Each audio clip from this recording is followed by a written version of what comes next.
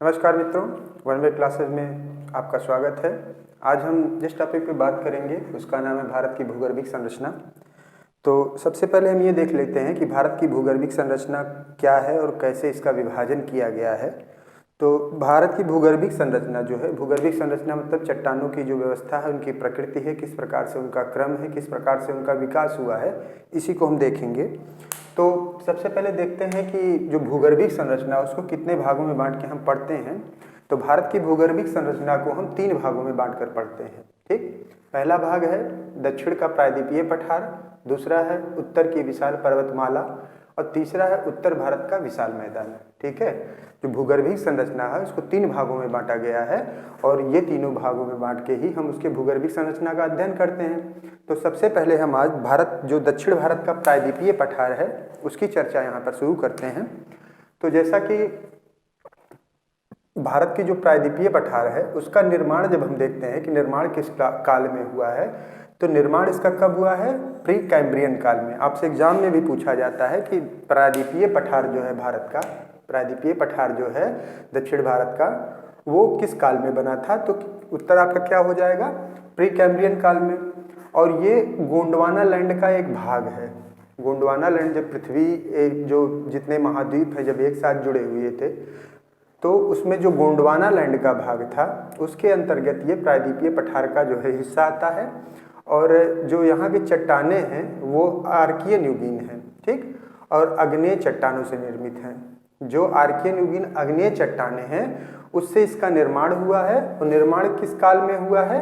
Pre Cambrian काल में। काल प्री कैम्ब्रियन है। और किस प्रकार की चट्टाने हैं वहाँ पे? आर्कियन युगीन आग्नेय चट्टाने हैं। अब जो दक्षिण भारत का प्रायद्वीपीय पठार है इसको कुल 6 भागों में बांटकर हम इसका अध्ययन करते हैं अपनी सुविधा की दृष्टि से। ठीक, जिसमें से पहला क्या आता है? आर्कियन क्रम, दूसरा आपका आएगा धारवाड़ क्रम की चट्टान, तीसरा आएगा कुड़प्पा क्रम की, चौथा आएगा विंध्य क्रम की।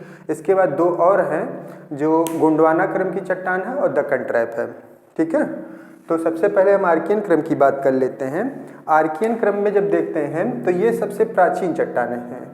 आर्कियन क्रम की जो चट्टानें हैं प्रायद्वीपीय भारत की, ये सबसे प्राचीन है। जिस समय पृथ्वी गर्म थी और ठंडी हो रही थी, उसके बाद ही जो ठंडी होने की प्रक्रिया थी उसी समय इनका निर्माण हुआ था। एक तरह से कह सकते हैं कि मानव के उद्भव के पूर्व की ये चट्टानें हैं।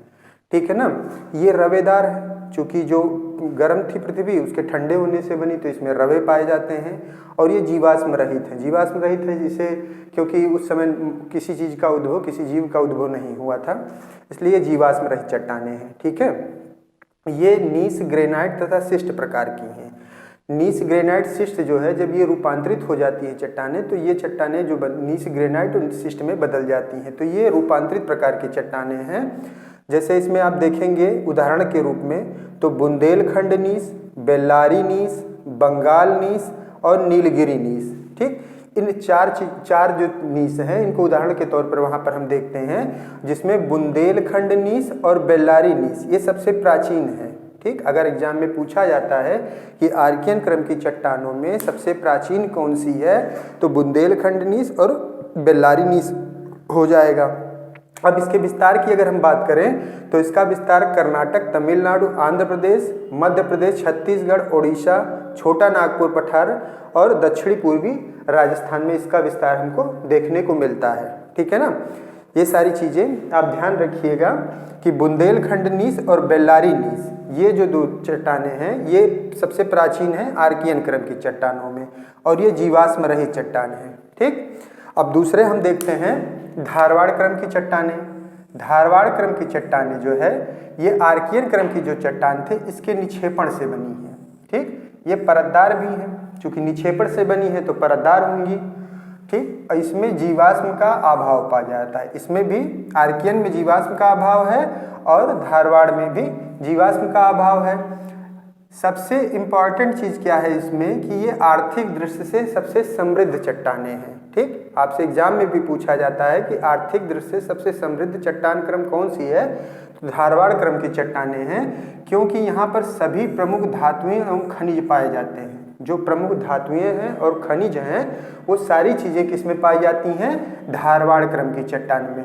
तो इस दृष्टि से धारवाड़ क्रम की चट्टान परीक्षा की दृष्टि से काफ़ी उपयोगी और आवश्यक सिद्ध हो जाता है कि इसमें, क्योंकि आर्थिक दृष्टि से सबसे महत्वपूर्ण चट्टानें हैं। ठीक। और दूसरी चीज़ क्या है, अरावली पर्वत का जो निर्माण हुआ था वो आर्कियन क्रम में ही शुरू हुआ था, आर्कियन क्रम की चट्टानों से ही हुआ था।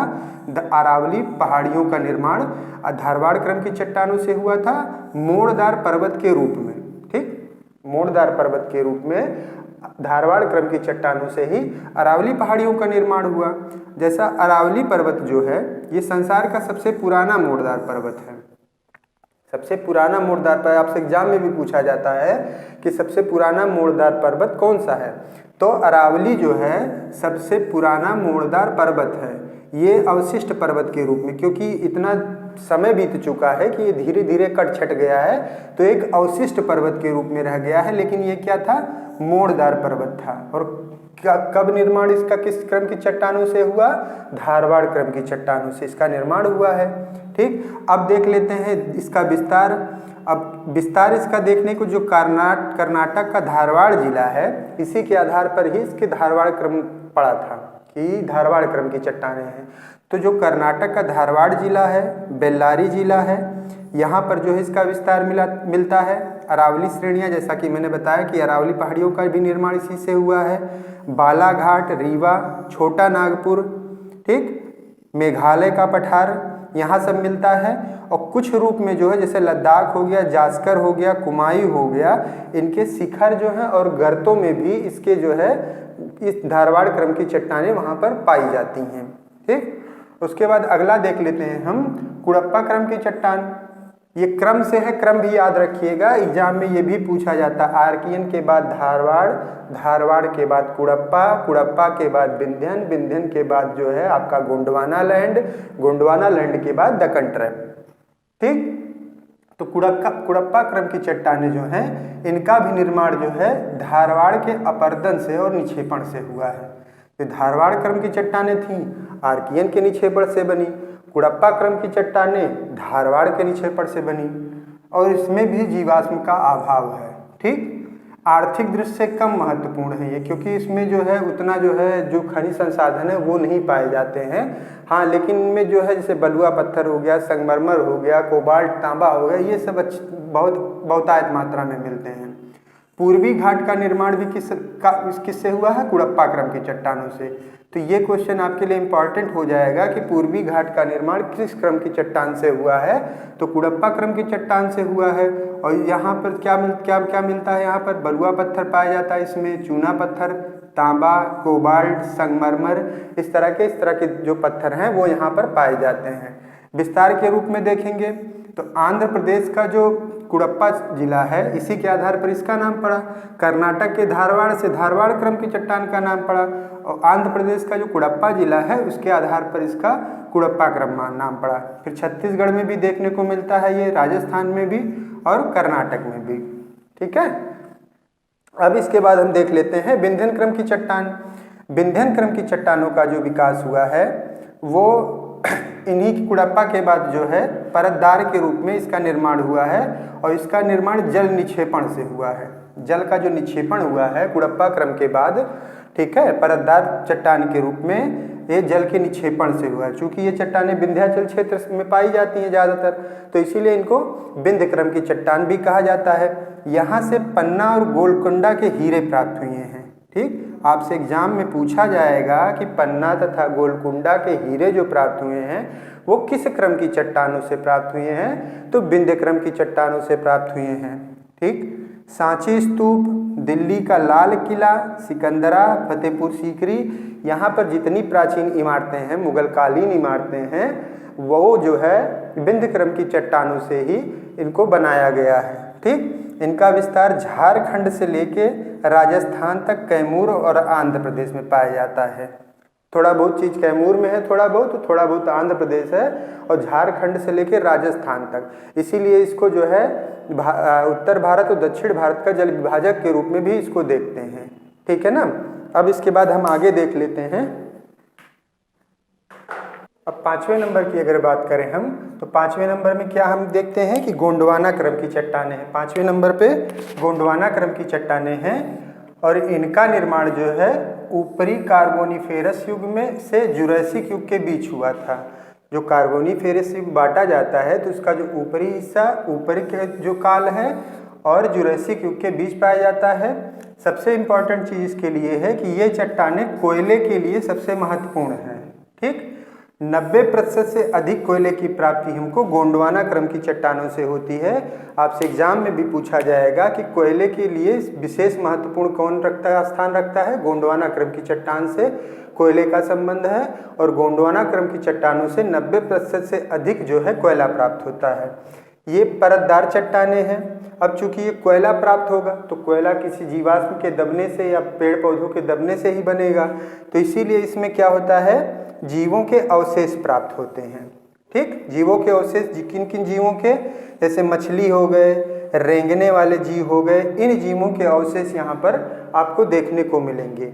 तो दो चीज़ें इसमें इम्पॉर्टेंट हो जाती हैं कि एक तो जीवों का अवशेष जो क्रम है हमारा प्रायद्वीपीय पठार का, उसमें सबसे पहले जीवों का अवशेष किस में मिलेगा, गोंडवाना क्रम की चट्टानों में। और दूसरा चीज़ क्या है, ये कोयले के लिए विशेष महत्वपूर्ण है। ठीक, इसके बाद हम देखेंगे कि इनका निर्माण किस प्रकार से हुआ है। जो नदी घाटियाँ थीं अपने साथ जो पदार्थ एकत्रित करके लाती थीं, बह के जब आती थी तो अपने साथ तमाम चीज़ें इकट्ठा करके लाती थीं, उन्हीं पदार्थों से इनका निर्माण हुआ है गोंडवाना क्रम की चट्टानों का।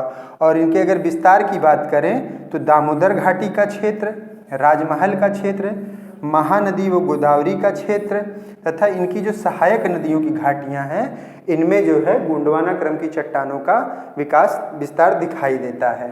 ठीक, अब आखिरी देख लेते हैं हम दक्कन ट्रैप। दक्कन ट्रैप की बात जब करेंगे तो इसका निर्माण देखते हैं कि मेसोजोइक महाकल्प के क्रेटेशियस कल्प में हुआ था। मेसोजोइक महाकल्प के क्रेटेशियस कल्प में हुआ था। इस समय क्या हुआ था कि प्रायद्वीपीय पठार का जो हिस्सा है, विदर्भ का जो क्षेत्र है, ठीक है, दक्कन का जो क्षेत्र है, वहाँ पर ज्वालामुखी उद्गार हुआ। तो ज्वालामुखी जब उद्गार हुआ तो उसके दरारी उद्भेदन हुआ, लावा निकला। लावा जब ठंडा हुआ तो चूंकि बैसाल्टिक लावा था तो वो फैल गया पूरी तरीके से और डोलोमाइट का जमाव हुआ। ठीक, तो इस तरह से दक्कन ट्रैप का निर्माण किससे हुआ है, लावा के निक्षेपण से। याद रखिएगा, लावा के जमने से हुआ है, बैसाल्टिक लावा के जमने से। और जब ये बैसाल्टिक लावा धीरे धीरे विखंडित हुआ तो किस में परिवर्तित हो गया, काली मिट्टी में। ठीक, काली मिट्टी में परिवर्तित हो गया। तो याद रखिएगा कि काली मिट्टी कहाँ पे पाई जाएगी, दक्कन ट्रैप में। निर्माण इसका कैसे हुआ, ज्वालामुखी के दरारी उद्भेदन से। दरारी उद्भेदन याद रखिएगा, दरारी उद्भेदन से और बैसाल्टिक लावा के जमाव से। ठीक है, और काली मिट्टी पाई जाती है। इसका विस्तार देखेंगे तो महाराष्ट्र का अधिकांश भाग, गुजरात और मध्य प्रदेश, यहाँ पर इसका विस्तार देखने को मिलता है। तो इस प्रकार से हम देखते हैं कि जो भारत की भूगर्भिक संरचना है उसको 6 भागों में हम बांटकर उसका अध्ययन करते हैं। ठीक है, अब इसके बाद जो है पर्वतीय क्षेत्र और मैदानी क्षेत्र, उत्तर भारत का जो पर्वतीय माला है और उत्तर भारत का जो विशाल मैदान है, उसकी चर्चा हम करेंगे। चैनल पे बने रहिए, चैनल को लाइक करिए, सब्सक्राइब करिए। धन्यवाद।